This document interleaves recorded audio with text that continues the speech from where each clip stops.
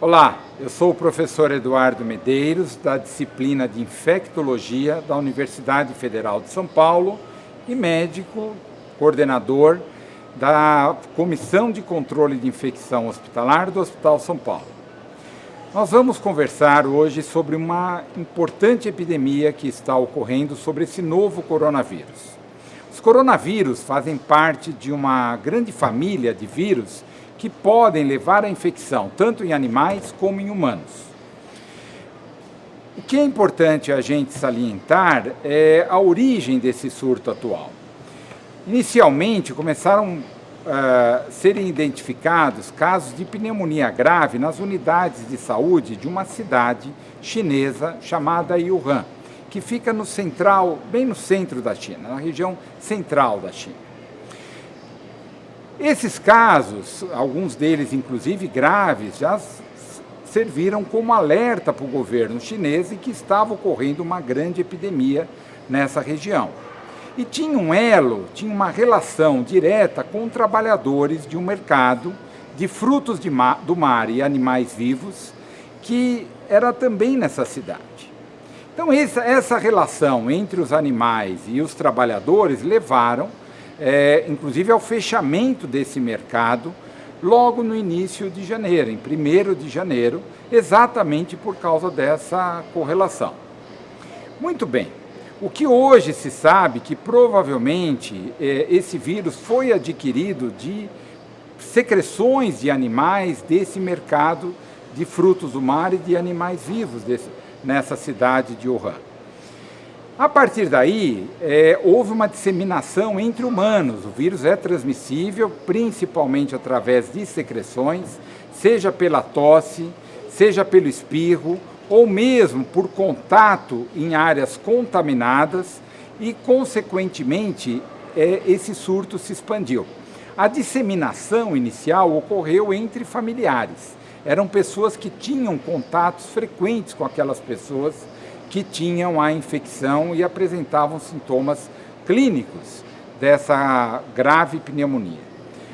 Muito bem, isso se expandiu, hoje temos milhares de casos, inclusive casos descritos em várias regiões do mundo, são cerca de 30 países já acometidos, embora a grande maioria dos casos se concentram na China continental.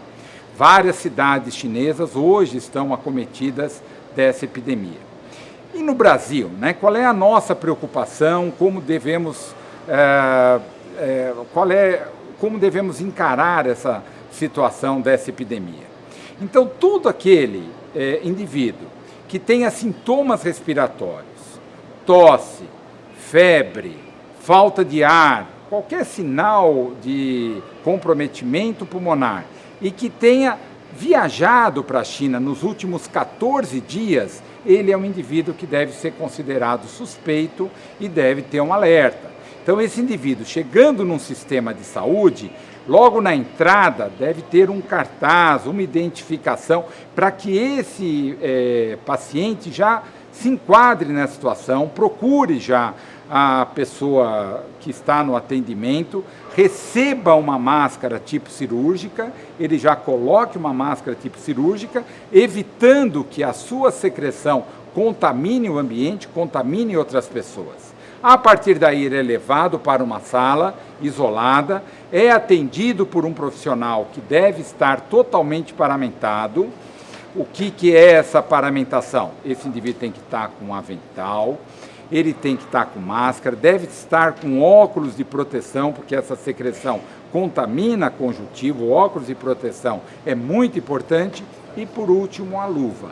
Então esse profissional deve entrar na sala, examinar esse doente, solicitar os exames necessários, avaliar clinicamente como está esse doente e a partir daí ele ser internado dependendo das suas condições clínicas.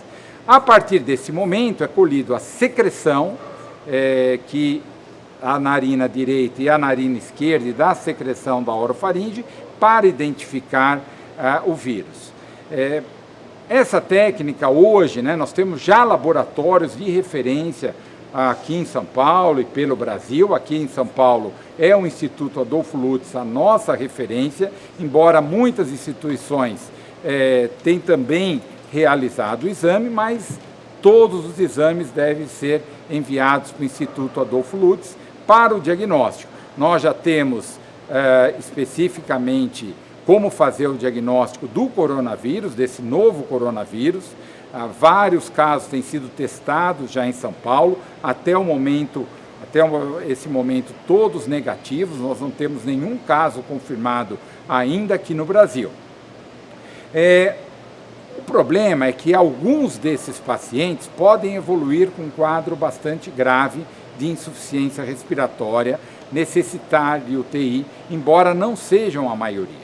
A taxa de letalidade desses pacientes é em torno de 2%, mas principalmente pessoas idosas, pessoas que têm alguma comorbidade, comprometimento pulmonar, tabagistas crônicos que têm alguma doença pulmonar prévia, eles são candidatos a uma doença mais grave e muitas vezes precisam ficar em UTI, em áreas de isolamento adequado. O profissional também deve ter todos os cuidados nesse tipo de paciente que está em ventilação mecânica, inclusive o tipo de máscara é diferente, enquanto para o atendimento no pronto-socorro, muitas vezes primeiro atendimento, a máscara cirúrgica é suficiente, porque é uma precaução para gotícula. Entretanto, esse paciente ventilado que você aspira pode gerar aerossol e o profissional de saúde, para os seus cuidados, precisa da máscara chamada proteção facial filtro 2, a chamada N95, é uma máscara particulada